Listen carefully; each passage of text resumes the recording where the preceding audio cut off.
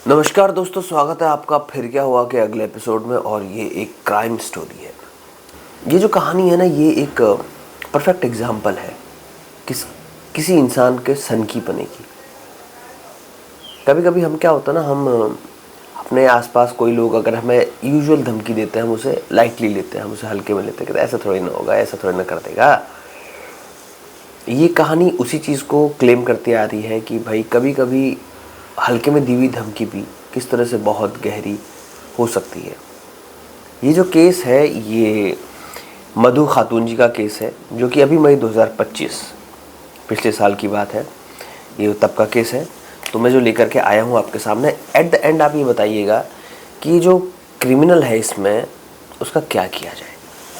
देखिए, हर किसी को ना एक अच्छे और ख़ूबसूरत जीवन साथी की तलाश होती है, और जब पत्नी पति की या पति पत्नी की तारीफ़ करता है तो ऑब्वियसली अच्छा लगता है, क्योंकि एक पति पत्नी के लिए ना पूरी दुनिया में और लोग मायने नहीं रखते, एक दूसरे के अलावा कोई और मायने नहीं रखता। लेकिन क्या हो, यही जो खूबसूरती है ये क्राइम का कारण बन जाए। अब सोचिए किस तरह से ऐसा हो सकता है, मैं बताता हूँ आपको।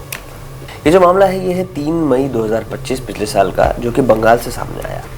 पत्नी थी, बहुत खूबसूरत थी, और पति अक्सर अपनी पत्नी की जो ब्यूटीफुल उसके चेहरे की फीचर्स हैं या जितनी खूबसूरत उसको भगवान ने बनाया है, उसकी बहुत तारीफ़ किया करता था।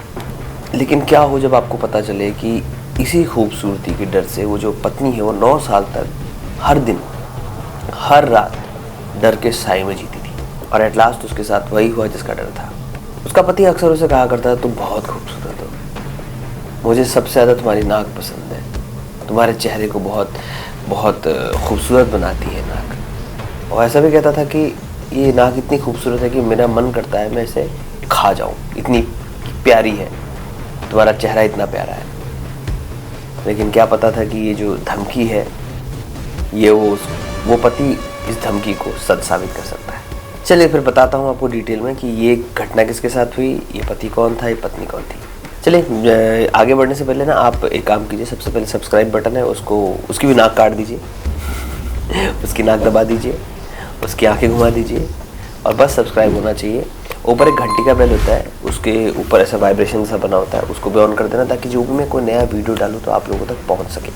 चलिए कहानी शुरू करते हैं। ये जो मामला है ये है नादिया डिस्ट्रिक्ट, पश्चिम बंगाल का। इस ज़िले में एक शांतिपुर पुलिस स्टेशन आता है। तो इसी स्टेशन के अंतर्गत एक गांव है जिसका नाम है वेरपाड़ा। उसके वार्ड नंबर 2 की बात है। वहाँ एक 28 साल की मधु खातून थी, पत्नी का नाम था, और उनका हस्बैंड था बपन शेख। तो ये दोनों साथ में रहा करते थे। डेट आई 3 मई 2025। उस दिन ये जो मधु थी ये अपनी सास के साथ पुलिस स्टेशन पहुंचती है, बड़ी ज़ख्मी हालत में, नाक में पट्टियाँ लगाई होती हैं और परेशान सी। साथ में इनकी माँ होती है। ये दोनों पुलिस स्टेशन आते हैं। तो मधु की हालत देख करके शांतिपुर पुलिस स्टेशन वाले पूछते हैं कि भाई ये तुम्हारी हालत किसने की, बताओ। और कहता है इतना खून मेरे कपड़ों में लगा, हुआ क्या है तुम्हारे साथ। अब जब मधु अपनी आप बीती पुलिस वालों को बताती है तो उसको सुन करके पुलिस वाले भी शॉक्ड रह जाते हैं। तो मधु बताती है कि रोज़ की तरह जो उसका हस्बैंड था वो अपना जो भी काम था, जॉब था, उसका काम ख़त्म करके वो घर आता है। जो बपन शेख था ये प्राइवेट कंपनी में काम किया करता था। तो ये करता क्या है, घर आता है और फ्रेश होता है, फ्रेश होने के लिए बाथरूम चला जाता है। तब तक जो इसकी पत्नी है वो उसके लिए खाना लगाती है। जब खाना खाते खाते जो पति होता है पत्नी से बोलता है वही डेली की बात कि मुझे ना तुम बहुत खूबसूरत लगती हो, मुझे तुम्हारी ये नाक जो है बहुत पसंद है, मन करता है मैं इसे खा जाऊं, इस तरह की बात करता है। वो यहाँ तक कहता है कि मुझे ना तुम्हारी खूबसूरती से जलन होने लगी है, और कहता है कि मन करता है कि तुम्हारे इस जो चेहरे को है, ये इतना खूबसूरत चेहरा है, इसको बिगाड़ दूं ताकि कोई और तुम्हें ना देखे। और ऐसा नहीं था कि ये पहली बार था बपन जो था अपनी पत्नी को धमकी दे रहा था।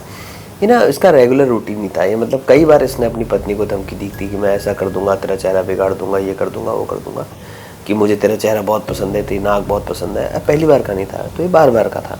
तो हर बार की तरह इस बार भी मधु क्या करती है, उसे लगता है पति मजाक कर रहे हैं, तो वो इस चीज़ को भुला करके वो आगे बढ़ जाती है, कहती है शायद मजाक कर रहे होंगे। तो फिर वही जो यूजुअल रूटीन होता है, बर्तन धोना ये सब, उसका हस्बैंड पहले सोने चले आता है, ये सब का किचन का काम निपटाती है, उसके बाद ये भी सोने चले जाती है। अब घर के सारा परिवार सो चुका होता है, अचानक से एकदम मिडनाइट तेज़ आवाज़ आती है रोने की, चीखने चिल्लाने की आवाज़। परिवार के जब दूसरे लोग उठते हैं, देखते हैं जा करके कि आवाज़ कहाँ से आ रही है, तो उनको पता चलता है कि जो आवाज़ है चीखने चिल्लाने की मधु के कमरे से आ रही है। तो ये लोग दौड़ते हैं, मधु कमरे में जाते हैं, देखते हैं कि मधु एक घर के कोने में, बिस्तर के कोने में अपना चेहरा कवर करके दोनों हाथ से रो रही है। पूरे बेड पे खून ही खून पड़ा हुआ है, और वहीं पर एक कोने में उसका पति भी था जिसके चेहरे पर बहुत सारा खून लगा था। और जब घर वाले ध्यान से देखते हैं, और पति एक साइड में खड़ा था, और जब घर वाले देखते हैं कि ये जो बहू है इसको क्या हुआ, तो जैसे हाथ हटाते हैं उसको देख करके, उसको देख करके ये लोग हिल जाते, क्योंकि उसके चेहरे से जो उसकी नाक थी वो सच में गायब थी। पहले तो ये लोग कुछ समझ नहीं पाते हैं कि अचानक से ऐसा हुआ क्या, लेकिन जब थोड़ी देर में मधु शांत होती है थोड़ा सा, तो वो बताती है कि ये जो उसका पति है, हस्बैंड है बपन, इसने उसकी नाक काट दी। मतलब सोचिए पागलपन की हद की, जिस हंसी मजाक में वो बात किया करता था कि मैं तेरी नाक काट दूंगा, मन करता है इसे खा जाऊं, तेरा चेहरा बिगाड़ दूं, आज वो सन की इंसान ने सच में कर दिया। अब जब इतना चित्कार मच जाता है हर जगह, तो आस पड़ोस के लोग भी वहाँ इकट्ठा हो जाते हैं। तो ये लोग इकट्ठा होने लग गए, इस बात से डर के जो उसका हस्बैंड था वो घर से भाग जाता है। अब सुबह होती है, रात को तो कहाँ जाते हैं, तो रात को जो प्राइमरी पट्टी वट्टी कर सकते थे घर में वही की। तो सुबह सुबह अपने माता पिता को भी बताती है कि मेरे साथ ऐसा ऐसा कर दिया मेरे हस्बैंड ने। तो मधु के मम्मी पापा आते हैं और सबसे पहले उसको हॉस्पिटल लेके जाता है सुबह सुबह। उसके बाद मरहम पट्टी की जाती है। मरहम पट्टी करने के बाद फिर ये लोग डिसाइड करते हैं कि नहीं भाई, ये टू मच हो गया है, हमें पुलिस स्टेशन जाना चाहिए। उसके बाद ये पूरा परिवार पुलिस स्टेशन जाता है। अब पुलिस वाले एक एफआईआर दर्ज करते हैं, और जो बपन शेख होता है उसकी तलाश में लग जाते हैं। ये जो बपन होता है ये कोई ऐसा प्रोफेशनल अपराधी तो था नहीं, तो ये बहुत समय तक चकमा नहीं दे पाता पुलिस वालों को, और इसको बहुत जल्दी पुलिस वाले पकड़ लेते हैं। अब पूछताछ में पुलिस वालों को भी पता चलता है कि जो बपन से उसकी शादी हुई है मधु की, 9 साल पहले हो चुकी है। ये एक लव मैरिज थी, और शादी के बाद ना इन दोनों की एक प्यारी सी बिटिया भी होती है, जो कि समय के साथ साथ अब कुछ 8 या 9 साल की हो चुकी होती है।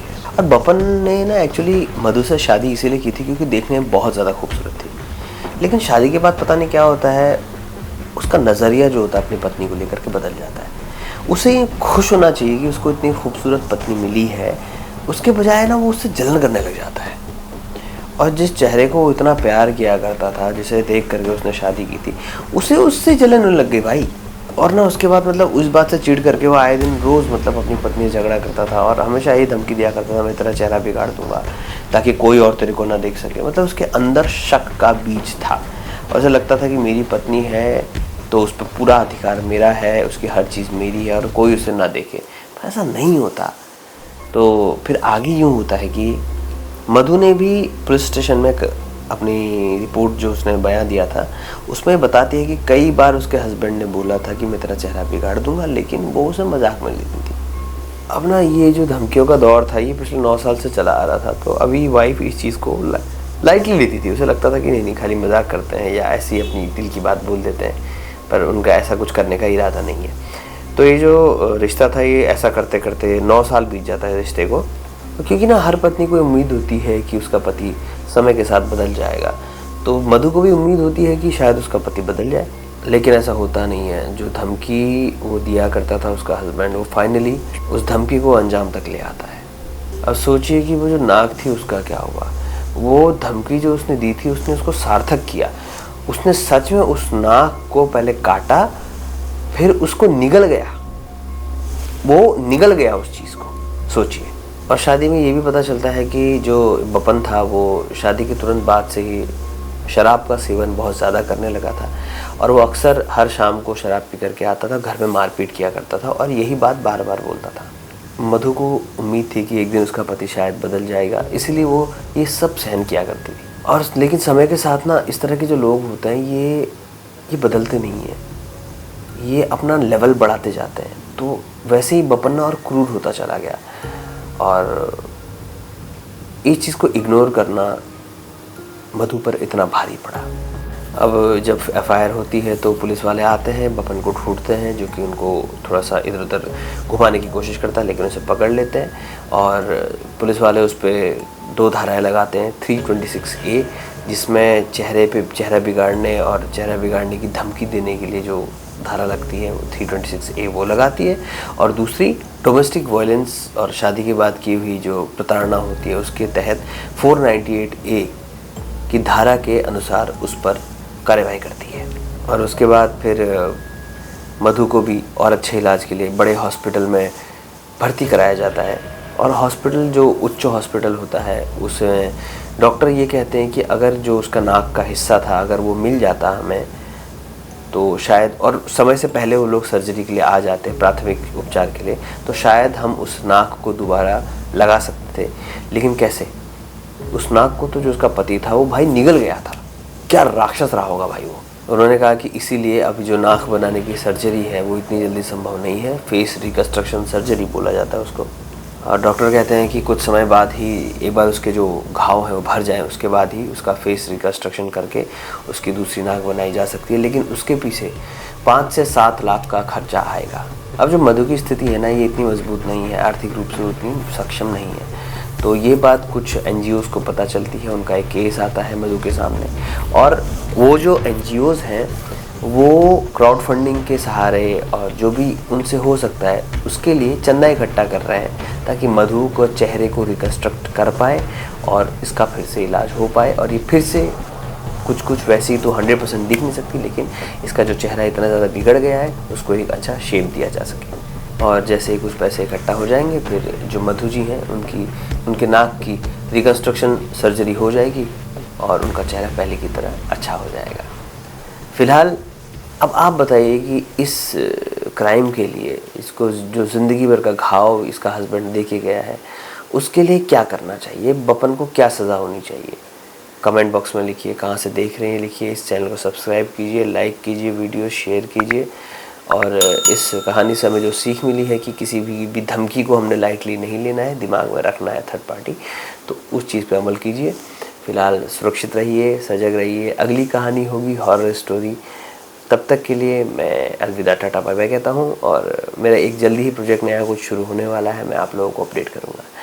उससे पहले चलिए ठीक है, अपना ख्याल रखिए। Thank you so much. जय श्री राम।